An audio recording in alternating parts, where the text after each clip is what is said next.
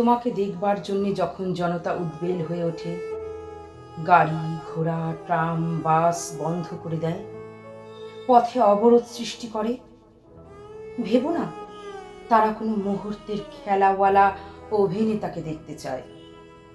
তারা পরোক্ষে দেখতে চায় সেই মৃত্যুহীন মহান প্রণেতাকে, যার করুণায় তোমার সমস্ত কৃতিত্ব, যার করুণার জ্যোতিতে তোমার কান্তি কীর্তি স্মৃতি মেধা, তোমার সমস্ত রসানুভূতি রসচেতনা।